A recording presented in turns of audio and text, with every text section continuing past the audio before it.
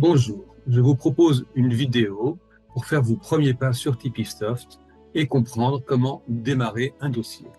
Une fois que vous avez créé le dossier, ici par exemple le dossier SimpleSoft, il faut ensuite aller en paramètres exercices pour créer les exercices sur lesquels vous voulez travailler, ceux que vous récupérez du passé avec les FEC associés et celui sur lequel vous allez construire le budget futur.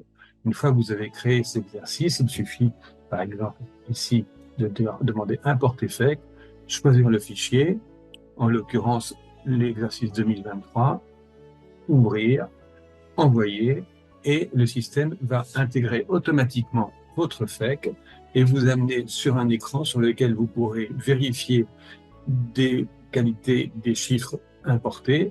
Le voilà, où il vous dira que votre FEC est équilibré et que son résultat est celui-ci, et vous pouvez le vérifier avec votre comptabilité. Une fois les FEC importés, il ne vous reste plus qu'à aller construire les rapports que vous voulez établir pour pouvoir travailler sur le dossier. Ici, pour l'instant, je n'ai aucun rapport. Je vais créer tout simplement les premiers rapports sur lesquels je vais travailler. Je vais commencer, pourquoi pas, sur le bilan, car nous ferons plus de détails ensuite sur le compte de résultat. Je vais ici dans les tableaux Tipeesoft standard. J'aurais pu aller aussi dans les tableaux enregistrés au niveau du cabinet dès l'instant où je veux pouvoir partager sur plusieurs clients un même tableau. Mais je reviens sur Tipeesoft standard et je veux demander le bilan financier. Je vais lui donner un nom plus spécifique au, euh, au dossier. Je vais appeler par exemple bilan SimpleSoft. Je l'enregistre et il ne me reste plus qu'à ensuite affecter les comptes en cliquant sur ce bouton-là. OK, et vous allez avoir que l'ensemble des comptes vont s'affecter automatiquement sur mon bilan et que j'ai même une petite vision de ma structure financière, fonds de roulement, besoin de fonds de roulement, trésor. Voilà, j'ai construit ainsi le bilan, je l'enregistre. Je vais demander un autre tableau que j'aime beaucoup, qui est aussi standard, du résultat à la trésorerie. Le voilà qui apparaît. Je lui donne le nom du dossier, comme ça je ne me trompe pas par la suite. SimpleSoft du résultat à la trésorerie, même si ces états sont associés au dossier. Et une fois l'avoir enregistré, je peux le lier à la balance, enfin plus exactement au grand livre, aux fichiers écriture, de telle manière à ce que les comptes apparaissent. Vous voyez mon état du résultat de trésorerie qui me prend mon exposant d'exploitation et puis ma variation de financement des investissements du BFR pour arriver à la trésorerie. On voit ici, par exemple, que forcément, sur le premier mois de l'exercice, j'ai mes annuaux qui figurent. Pour les supprimer, j'ai une procédure qui me permet de les supprimer automatiquement et de cliquer ici dans mes paramètres pour qu'ils n'apparaissent pas sur le premier mois de l'exercice et que j'ai bien mes variations de l'exercice sur ce tableau. Je l'enregistre. Et enfin, nous allons maintenant travailler sur le compte de résultat que je vais aller chercher de la même manière. Résultat gestion. J'aurais pu générer un sigle, mais ce sera beaucoup moins intéressant. Là, j'ai construit dans l'arborescence Tipeesoft une arborescence qui me permet d'avoir une structure standard pour l'ensemble des dossiers. Vous allez voir comment elle fonctionne.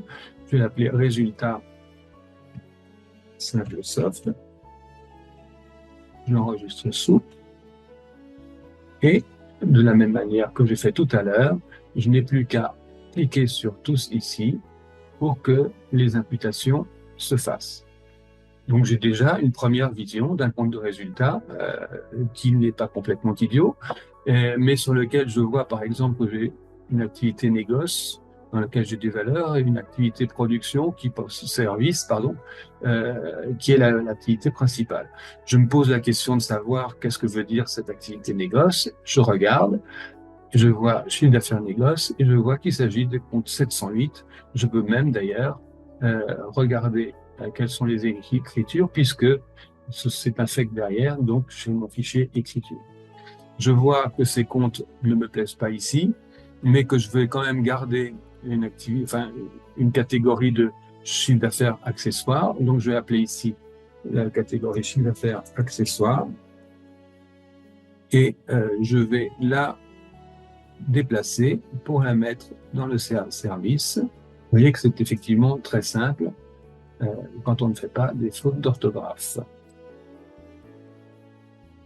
Autre modification que je peux faire, ici je vois que je n'ai pas forcément tous les éléments que je souhaite dans mes achats-services parce que ma comptabilité n'est pas très bien gérée, que je sais que j'ai des comptes qui pourraient aller dans cette marge, qui sont des comptes d'honoraires, et notamment ceux-là, eh bien, je les prends comme ça, je les sélectionne et je vais les déplacer directement dans mon compte d'achat-service. Vous voyez que j'ai plus tout à fait la même marge, j'ai 23% au lieu de 35%. Une fois que j'ai effectivement, en quelque sorte, personnalisé mon état, je vais supprimer l'activité négoce et l'activité service et l'activité production, pardon. Voilà. Et puis, je vais dire que sur l'activité service, ici, je vais vouloir faire un suivi de mes marges et donc je vais créer un code activité auquel j'ai accès ici en disant tout ce qui rentre dans activité service sur ces lignes CA service, CA accessoires, achat service va entrer dans mon calcul de marge et je fais appliquer à tous les comptes de la catégorie. Vous verrez à quoi tout ça va me servir par la suite. Voilà, j'enregistre mon état. Oui, dernière chose que je voulais vous montrer également, vous voyez, quand j'ouvre effectivement les informations, ils sont là, que j'ai le nom de la catégorie qui s'affiche là, et puis les formules d'affectation de compte ici. Si je veux avoir accès aux formules d'affectation de compte, j'ai une aide en ligne intégrée, et dans cette aide en ligne, si je descends, vous allez trouver voilà, les formules d'affectation de compte pour, si vous voulez, vous générer des catégories nouvelles et éventuellement mettre les affectations de compte qui permettront l'affectation automatique. Voilà une première étape pour générer les états de rapport que je pourrais partager avec mes clients, sachant que vous voyez ici, j'étais sur 2023, mais je peux aller sur 2022 et je vais bien entendu avoir le même rapport sur 2022 maintenant qu'il est paramétré. Ce que je vous ai montré sur la marge, par exemple, ici on voit que j'arrive avec une marge de 37%. Si je veux ventiler cette marge sur l'ensemble des mois et aussi construire, lorsque je ferai mes reportings, un calcul de variation d'encours en fonction du taux de marge choisi, là j'ai cette possibilité de le faire en allant ici en réel, marge par activité. J'arrive sur cette procédure-là qui va me permettre de calculer mes encours de stock. J'appelle l'activité service que j'ai créée, à laquelle j'ai affecté les comptes, et j'ai ici un état de synthèse qui me montre les variations, les montants des ventes et achats qui apparaissent ici mois par mois, 510 et 405. On peut voir ici que c'est bien 510, les 507 et les 3, et les 405 qui apparaissent là. Et il me dit, mais pour atteindre 25% de marge, il faut telle variation. Alors, je ne sais pas si c'est 25% que je veux, c'est 23. Alors, je vais mettre 23%, par exemple, 23 partout. Et en fonction des 23 que je mets ici, il va, je vais enregistrer le tableau, et il va générer les écritures. Voilà. Quand je reviens sur ce tableau-là et que je mets à jour, puisque les écritures ont été générées, il faut remettre à jour le tableau. Vous voyez qu'ici, il m'a calculé les encours de production de service, enfin, il a passé les écritures qu'il a calculées sur le tableau précédent, de telle manière que j'arrive bien aux 803, aux 23 € de marge et que je puisse répartir cette marge mensuellement.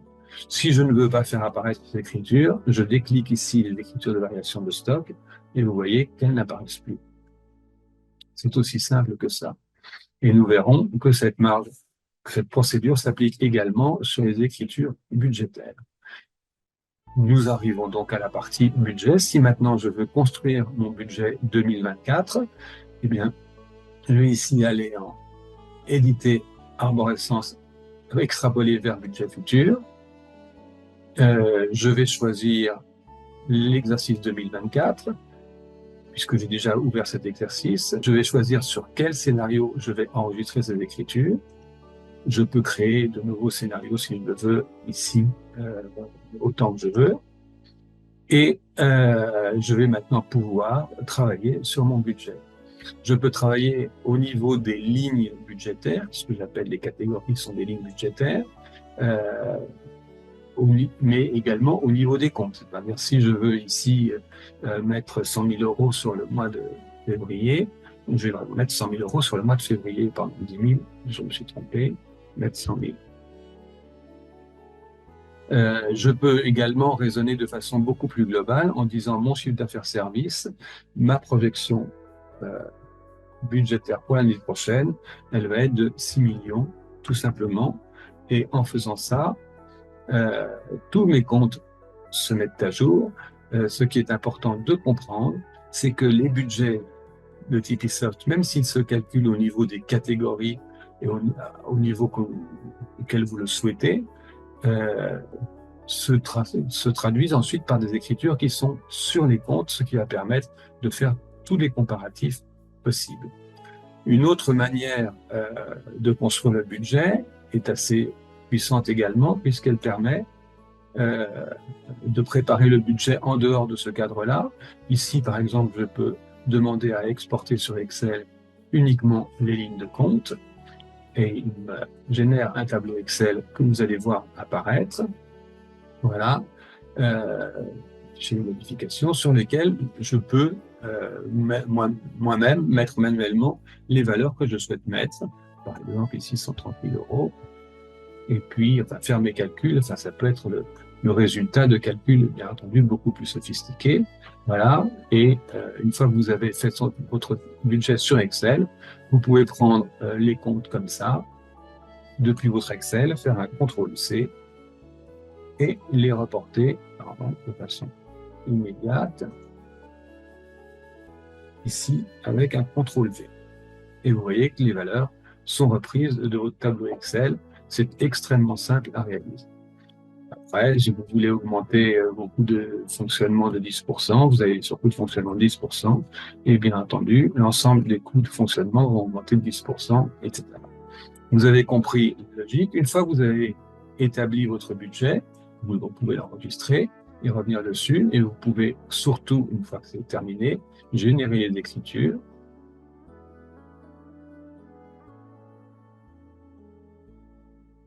Et votre budget est donc établi et disponible. Et ce que je vais vous montrer maintenant ici, résultat 2024. Résultat, c'est un peu ça. Scénario, effectivement, il faut que j'appelle le scénario de budget pour qu'il apparaisse. Là, pour l'instant, j'ai mis une date pivot. Alors, la date pivot, c'est une notion très importante. C'est la date à laquelle la comptabilité est à jour. Donc, pour l'instant, la comptabilité est à jour en 2023. Mon état est paramétré pour que, comme vous allez pouvoir le voir ici, avant le pivot, avant la date pivot, j'ai bien la valeur réelle, et après la date pivot, j'ai la valeur du budget. Donc ici, le budget apparaît puisque ma date pivot est du 31 décembre 2023. Donc vous voyez comment il est tout à fait simple de construire un premier budget. Mais vous avez vu que j'ai budgété les comptes de chiffre d'affaires, mais pas les comptes d'achat, qui sont en principe en pourcentage, que j'aurais dû arriver à une marge de 23% d'après mon coefficient standard de l'année 2023, et que là, puisque je n'ai pas modifié les comptes d'achat, j'ai une marge de 33% qui n'est pas réelle. Donc, pour travailler sur mes marges d'achat et sur mon budget d'achat à partir de mon chiffre d'affaires, j'ai ici, de la même manière que vous l'avez vu pour le réel, une procédure qui me permet, sur 2024, sur l'activité service, sur le budget initial, en fonction d'un taux de marge que je décide de mettre à 24%, Vous voyez que tout se calcule sur les 24%. Je peux avoir un objectif d'encours de 10 jours de stock final, 10 jours d'encours, ou de zéro, peu importe. Et ça me calcule automatiquement les achats dans les différents comptes d'achat constituant l'activité. Et je n'ai plus qu'à générer les écritures. Voilà, les écritures sont générées. Je reviens maintenant sur mon budget, je mets à jour mon budget et vous voyez que j'ai bien maintenant une marge de 24%. Mes valeurs d'achat sont complétées des encours de production de services qui apparaissent ici, mais également elles sont, si je regarde, là je suis sur le chiffre d'affaires, pardon, je vais sur les achats, si je regarde les 25 000 qui sont là, j'ai les 18 409 qui proviennent de l'extrapolation budgétaire que vous avez vu faite auparavant, mais les 25 000 qui sont le calcul lié à la procédure de budget par activité que vous venez de voir et qui prennent priorité dans l'affichage du tableau par rapport à l'écriture du budget initial. C'est bien 25 000 qui apparaissent ici. Vous voyez toute la puissance des outils de production de reporting de Tipisoft. Vous avez donc vu comment créer des tableaux, comment créer des budgets.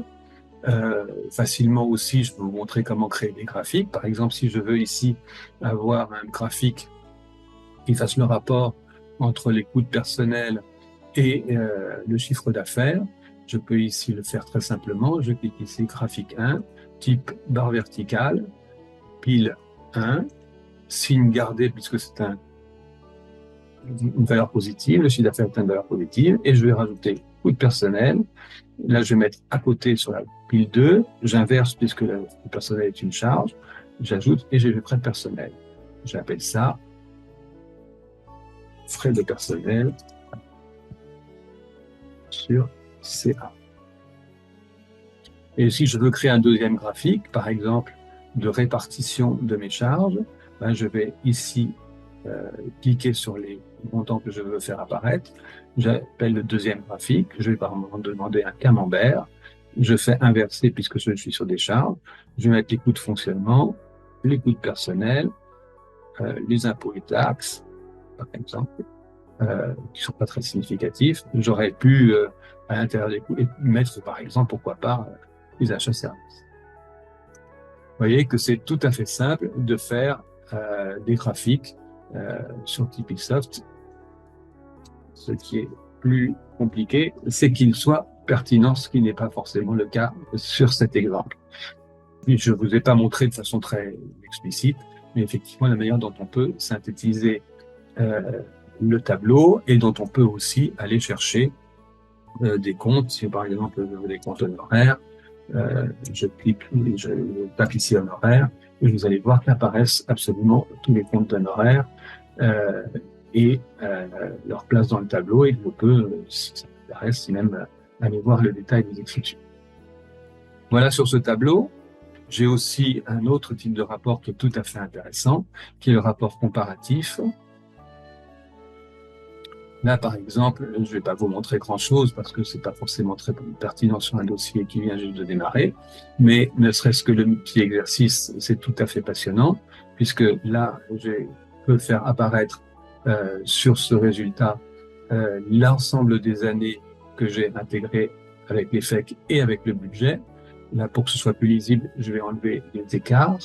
Et vous voyez que je peux comparer 2021, 2022, 2023 au budget 2024 en lecture directe et bien entendu en allant même jusque sur les comptes. Vous voyez que c'est extrêmement puissant et simple à réaliser. Mais je peux vous montrer sur un autre dossier, par exemple, à quel point ce état est tout à fait opérationnel. Là, je vais prendre sur ce dossier scénario budget atterrissage. Je vais budget face à réel. Là, vous allez voir le tableau arriver. Là, je l'ai au niveau de l'exercice, je peux l'avoir au niveau du mois ou bien au niveau même du trimestre.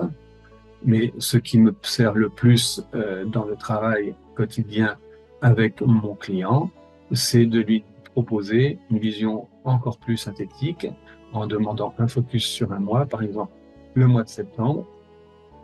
Et là, j'ai un tableau très synthétique qui me dit voilà l'écart sur le budget du mois de septembre, voilà l'écart, le budget fin septembre, et voilà l'écart entre le budget et la projection de l'exercice fin septembre réel, octobre, novembre, décembre budget, sachant que bien entendu, je peux aller au niveau des comptes, par exemple les 37 778, je les ai sur cette ligne-là, et je peux aller chercher les comptes sur lesquels j'ai les écarts budgétaires. Vous voyez la puissance de cet outil.